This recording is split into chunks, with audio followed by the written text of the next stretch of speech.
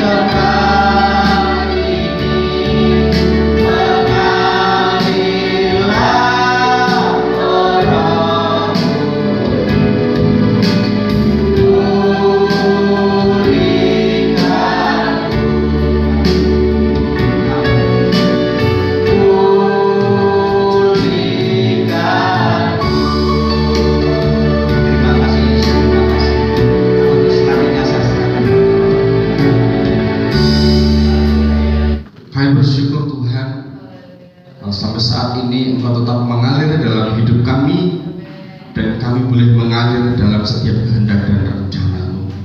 Biarlah setiap kebaikan-Mu dan rencana-Mu yang indah terus berlaku atas kami. Dan berkati ibadah ini dari awal, pertengahan sampai akhirnya nanti. Dan kalau sebentar kami mau dengar firman Allah, mari urapi hamba-Mu, urapi juga seluruh jemaat-Mu, untuk kami dapat mengerti isi hati Tuhan. Terpujilah Tuhan, Kau melawat kami yang ada di tempat ini, juga Kau melawat jemaat-Mu yang ada di rumah masing-masing saat ini. Damai dan sejahtera-Mu melimpah atas kami sekalian, sekarang sampai selama-lamanya. Kami menyambut firman-Mu di dalam nama Tuhan Yesus Kristus. Amin. Shalom saudara-saudara. Pagi hari ini saya ingin mengajak saudara melihat tanda-tanda akhir zaman. Así será, así será, como un rayo, en diferentes partes del mundo, en diferentes iglesias, en diferentes partes. Vamos, Shelly, ven.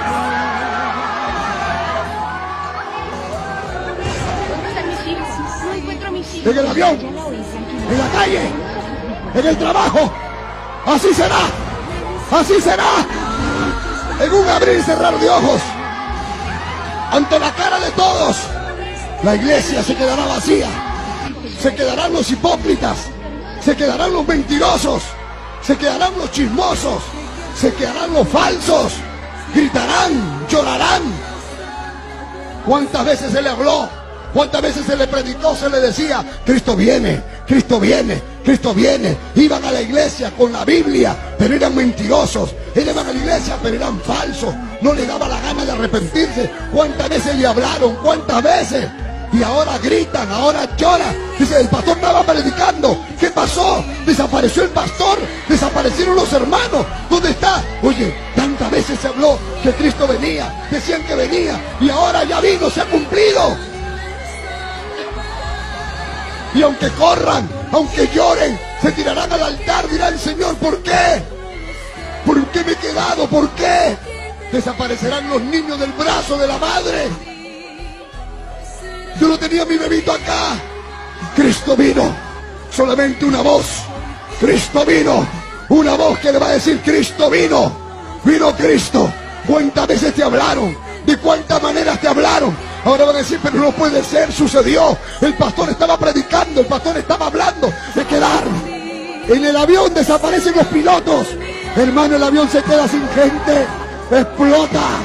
Muchos accidentes van a haber. El día del rapto de la iglesia, en el mundo entero, alboroto en las calles, se quedan sin pilotos los carros. Hermano, accidentes por todas partes. Esto va a ser mundial. Y entonces la gente va a... Iya, saudara-saudaraku yang saya kasihi, video itu adalah video yang menayangkan peristiwa yang menyertai kedatangan Tuhan kedua kali. Dalam bahasa Alkitab dipakai kata pengangkatan, atau lebih dikenal dengan bahasa asing dengan kalimat rapture, atau tadi itu rapture, muncul di sana ya, rapture ya.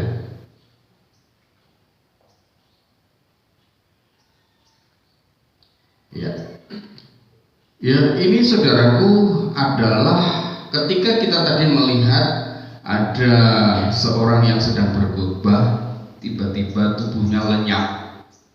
Ada seorang yang sedang memuji Tuhan, tiba-tiba lenyap. Ada seorang yang bekerja memberikan barang, tiba-tiba tubuhnya lenyap. Ada seseorang yang sedang menyembah Tuhan, bermain gitar, tiba-tiba tubuhnya lenyap. Ini adalah peristiwa yang terjadi seperti yang kitab Injil tulis. Ya, mari kita mengawali dengan membaca kitab Wahyu pasal yang ke-16. Kita harus tahu ini, bagaimana kita harus meresponi peristiwa akhir zaman ini, sehingga saudara tidak takut, karena hari-hari ini adalah hari-hari akhir zaman itu akan segera datang. Wahyu pasal 16 Wahyu pasal 16 ayat yang ke-15. Wahyu pasal 16 ayat 15, firman Allah katakan, "Lihatlah, aku datang seperti pencuri. Berbahagialah dia yang berjaga-jaga dan yang memperhatikan pakaiannya, supaya ia jangan berjalan dengan telanjang dan jangan kelihatan kemaluannya."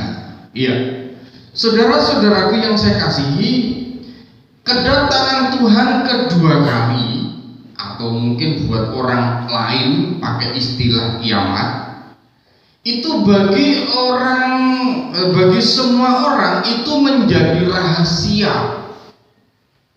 Makanya Yesus katakan bahwa kedatangannya kedua kali itu dikatakan seperti pencuri. Pencuri itu datangnya kita nggak tahu. Sewaktu-waktu dia bisa datang.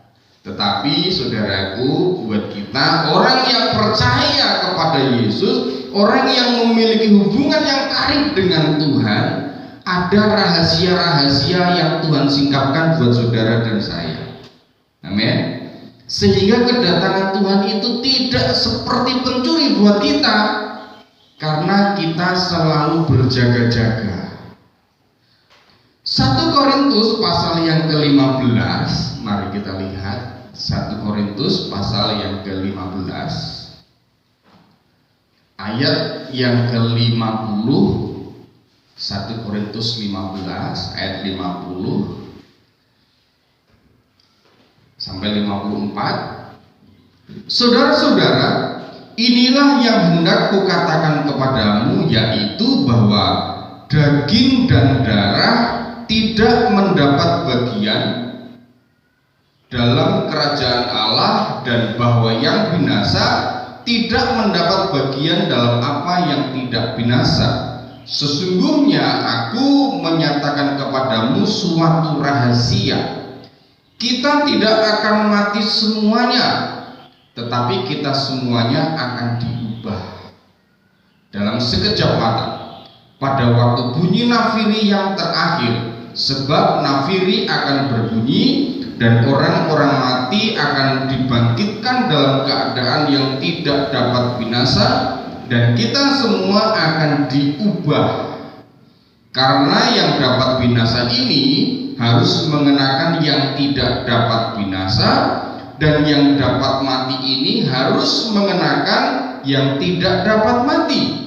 Dan sesudah yang dapat binasa ini mengenakan yang tidak dapat binasa, dan yang dapat mati ini mengenakan yang tidak dapat mati, maka akan genaplah firman Tuhan yang tertulis, maut telah ditelan dalam kemenangan. Ya, saudara-saudaraku yang saya kasih di dalam Tuhan, ada satu akses istimewa bagi kita untuk dapat menikmati kerajaan surga. Peristiwa kedatangan Yesus kedua kali menjemput gerejanya, itu akan diawali dengan tanda-tanda. Kalau kita membaca kitab Wahyu, dan salah satu tanda tadi bahwa gereja Tuhan akan mengalami pengangkatan, rapture. Rapture inilah apa yang dimaksud dalam 1 Korintus pasal 15 ini, bahwa orang yang masih hidup ketika Tuhan datang kedua kali itu akan diubahkan, sehingga apa yang dapat binasa ini diubahkan sehingga tidak dapat binasa. Daging, berbicara tentang daging, ya. Daging kita yang bisa mati ini harus diubahkan. Kenapa? Karena daging dan darah tidak mendapat bagian dalam kerajaan surga. Lalu bagaimana untuk orang-orang percaya yang sudah mati ketika Yesus datang kedua kali? Ayat ini dengan jelas mengatakan bahwa orang-orang yang mati di dalam Tuhan, dia akan dibangkitkan. Jadi orang yang mati ini dibangkitkan dengan tubuh baru, orang yang hidup ini diberikan tubuh yang baru, bukan dalam daging, untuk masuk dalam satu masa yang namanya masa tribulasi. Masa tribulasi ini kalau dalam kitab Wahyu itu adalah masa antikristus. Masa antikristus ini kita akan melihat dan mendapatkan bukti dalam kitab Wahyu itu 3,5 tahun. Masa antikris ini adalah masa yang paling jahat. Antikristus akan menjadi penguasa di dunia dan akan melakukan penganiayaan dalam masa 3,5 tahun aniaya ini. Tapi ingat, orang-orang yang sungguh percaya Yesus sudah diangkat seperti video tadi. Yakinlah, dan kita harus berusaha sungguh-sungguh bahwa ketika Tuhan datang kedua kali, kita nggak masuk dalam aniaya antikris, tetapi kita diangkat oleh Tuhan dengan tubuh yang baru. Amin. Dalam Matius 24, Matius pasal 24, kalau berbicara tentang eskatologi atau tentang kedatangan Yesus kedua kali itu seperti ngeri-ngeri tapi ada sedapnya gitu, sudah ngeri-ngeri sedap. Kenapa dikatakan ngeri? Karena disertai dengan tanda-tanda yang menakutkan. Kenapa saya katakan sedap? Karena kita tidak akan dapat bagian hal itu. Amen? Iya, Matius 24 ayat 40 mulai kita baca.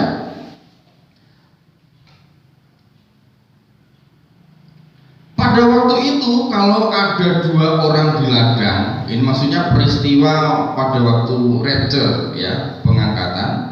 Pada waktu itu kalau ada 2 orang di ladang, yang seorang akan dibawa dan yang lain akan ditinggalkan. Ini yang seorang maksudnya diangkat. Gitu. Terus ayat 41, kalau ada 2 orang perempuan sedang memutar batu kilangan, yang seorang akan dibawa dan yang lain akan ditinggalkan. Siapa yang dibawa dan siapa yang ditinggalkan? Saudara sudah tahu. Amin. Iya, saya harap saudara semua dan saya adalah bagian dari orang-orang yang dibawa oleh Tuhan. Ya. Ayat 42, karena itu berjaga-jagalah, sebab kamu tidak tahu pada hari mana Tuhanmu datang. Tetapi ketahuilah ini, jika tuan rumah tahu pada waktu mana pada malam hari pencuri akan datang, sudahlah pasti ia berjaga-jaga dan tidak akan membiarkan rumahnya dibongkar. Sebab itu hendaklah kamu juga siap sedia, karena Anak Manusia datang pada saat yang tidak kamu duga. Sepertinya ayat ini menjadi begitu mengerikan, tapi bagi orang-orang yang tidak siap menerima kedatangan Yesus kedua kali. Aniaya antikris itu digambarkan Alkitab, aniaya yang dia kerjakan itu tidak pernah ada atau belum pernah ada mengerikannya dibandingkan ketika aniaya masa antikristus ini. 3,5 tahun aniaya. Ada banyak pengajaran gereja yang mengajarkan aniaya itu 7 tahun dengan apa namanya, latar belakang ayat yang berbeda, dengan bukti-bukti yang berbeda. Tetapi kita meyakini, gereja kita meyakini bahwa 3,5 tahun aniaya itulah yang sesuai dengan firman Tuhan. Tetapi sebenarnya kita tidak usah mempedulikan baik itu 3,5 tahun atau 7 tahun aniaya. Kenapa? Karena bagi orang Kristen, bagi orang yang sungguh-sungguh, itu tidak akan masuk ke sana. Amin. Iya. Dan saya menghimbau buat sidang jemaat semua, baik yang ada di ruangan ini maupun saudara yang ada di rumah hari ini, Mari kita persiapkan hidup kita agar ketika pengantin itu datang, Yesus itu datang menjemput kita sebagai mempelai wanitanya, kita sudah menjadi pengantin yang siap. Amin. Jadi ketika Yesus datang itu kita menerimanya sebagai pengantin, bukan sebagai pencuri. Kalau kita nggak siap, bisa saja dia datang sebagai pencuri. Tetapi ketika kita memang menantikan Tuhan, kalau kita menantikan Tuhan, itu artinya kita menjaga hidup kita, melakukan seturut dengan firman Tuhan. Amin. Iya. Jangan mentang-mentang saudara masih muda, lalu saudara pikir bertobat itu urusan yang sudah 60 tahun ke atas. Tunggu dulu. Hari ini kita begitu banyak mendengar banyak orang yang mati mendadak. Baik tetangga kita, apalagi kalau kita mengikuti berita di internet, berita di televisi, begitu banyak mereka yang mati muda. Di tetangga saya, tetangga kita, keluarga Pak Samin, itu pergi liburan ke luar negeri, tapi pulang-pulang saudaraku nggak bertahan lama. Ya, di sini ada Pak Samin kena corona. Jadi jangan saudara pikir juga kita di sini bebas corona, hari ini kita nggak perlu bertobat. Jangan. Tuhan punya banyak cara untuk melakukan itu. Tetapi yang terpenting buat saudara dan saya adalah aku siap ketika Tuhan datang kedua kali. Aku siap ketika Tuhan menjemput dan memanggilku, sehingga aku tidak menjadi orang yang tertinggal ketika Tuhan melakukan rapture, mengangkat gerejanya.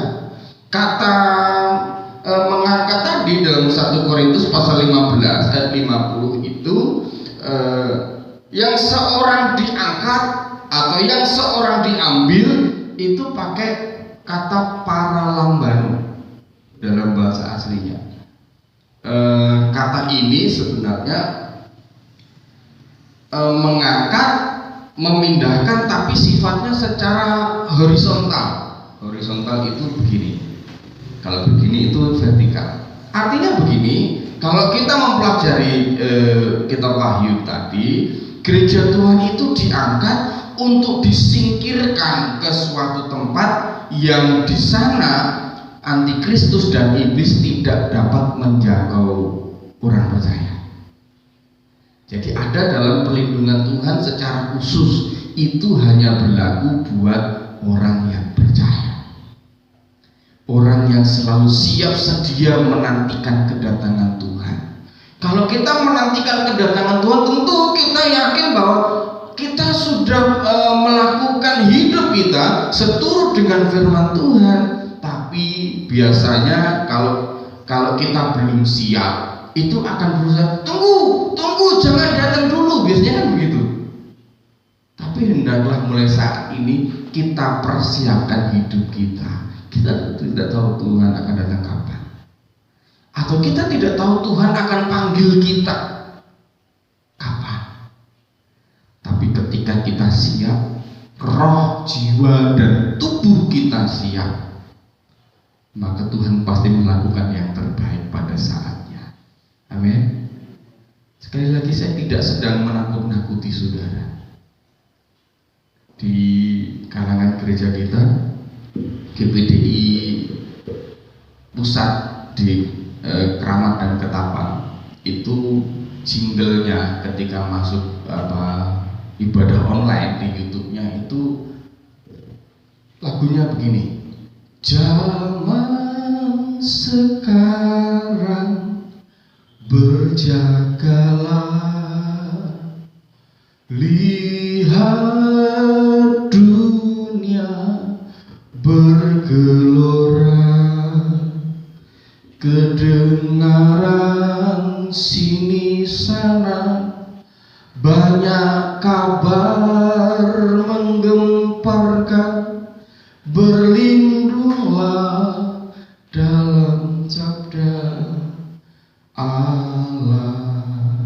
Beberapa waktu yang lalu kita sudah digemparkan dengan berita letusan Gunung Merapi. Kita digemparkan dengan terjadinya tsunami di Poso dan Palu. Terjadi tsunami di Selat Sunda, di Gunung Krakatau, Anak Krakatau. Itu begitu menggemparkan. Atau informasi berita-berita yang lain di mana orang tua membunuh anak, anak membunuh orang tua. Tetapi hari-hari ini, saudaraku, beritanya semakin menggemparkan. Kemarin saudaraku, saya mengikuti berita di Amerika Serikat. Satu hari mereka yang tewas karena virus corona 1.000 lebih. Satu hari. Betapa tidak semakin menggemparkan berita ini. Ya, itu yang terjadi hari ini.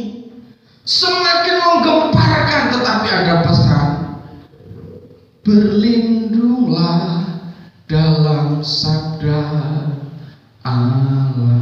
Amin. Kita siap, walaupun begitu gempar kabar akan dunia ini, begitu banyak berita-berita yang membuat dunia ini heboh. Saya dengar informasi terakhir 2 hari yang lalu di Tulang Bawang Barat sudah ada yang terjangkit positif COVID-19 di daerah Mulia Asri. Setelah mereka pulang dari tabligh akbar di Goa, Sulawesi Selatan. Ya, dari 8 orang yang ikut itu 1 sudah dinyatakan positif dari Tulang Bawang Barat. Ya, hari ini rumahnya diisolasi dan tetangga kanan kirinya diisolasi. Semakin gempar lagi, ya kan?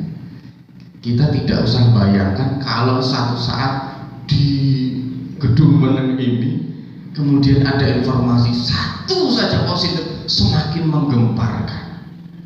Tapi kalau itu terjadi, tidak usah takut. Amin. Tidak usah khawatir. Berlindunglah dalam kuasa Allah. Karena tidak selembar, tidak sehelai rambut pun dari kepala kita jatuh tanpa Tuhan mengetahuinya. Artinya apa yang terjadi dalam hidup kita ini terjadi seizin dengan Tuhan. Kalau kita menaruh hidup kita, menaruh iman percaya kita hanya kepada Yesus, maka Tuhan bertanggung jawab atas hidup saudara dan saya. Keselamatan menjadi bagian saya dan saudara. Kegemparan boleh terjadi di sana sini, kegemparan boleh terjadi di luar sana, tetapi tidak dengan saudara dan saya. Hati ini tetap ada dalam perlindungan dan damai sejahtera daripada Tuhan. Damai sejahtera yang Tuhan beri itu, saya berkali-kali mengatakan bahwa damai sejahtera Allah sendiri. Karena Tuhan berkata, damai sejahteranya Allah akan dilimpahkan dalam kehidupanmu, yang melampaui segala akal itulah yang dikerjakan dalam hidup saudara. Jadi orang boleh khawatir, orang boleh kacau, tetapi kita tidak, karena ada damai sejahtera daripada Allah. Akhir zaman semakin mendekat. Teruslah percaya, berharap, dan berlindung kepada Tuhan Allah kita yang kita kenal di dalam nama Yesus. Puji Tuhan, Tuhan senantiasa baik. Mari kita berdoa. Bapa kami di surga, kami mengucap syukur kepadamu buat firman Allah yang Engkau beritakan buat kami saat ini. Walaupun kegemparan terjadi di sana sini, walaupun kabar-kabar tentang perang, kabar-kabar kematian terjadi di sekitar kami, tetapi kami tidak perlu takut, kami tidak perlu khawatir, karena kami memang sedang menantikan kedatangan-Mu kedua kali. Maka kami siap sedia ketika Engkau siap untuk menjemput kami. Mari ubahkan kami, dan kami menjadi pribadi yang menikmati keselamatan yang Engkau sudah beritakan buat kami. Terima kasih Yesus, terpujilah nama-Mu. Kami menyambut firman-Mu di dalam nama Tuhan Yesus Kristus. Amin. Tuhan memberkati. Itu saya serahkan kepada pemimpin.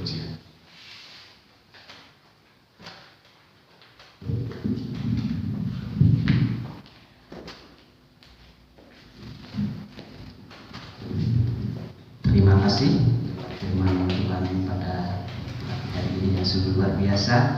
Anda semuanya diberkati oleh firman Tuhan. Mari kita memberikan yang terbaik buat Tuhan lewat persembahan kita. Mari kita sama-sama menyiapkan satu pujian. Satukanlah hati kami.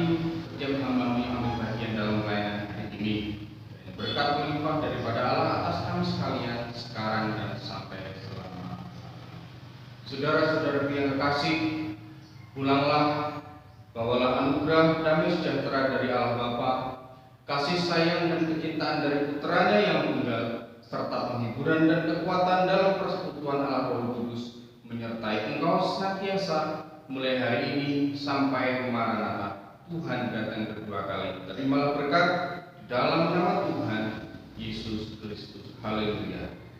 Amin.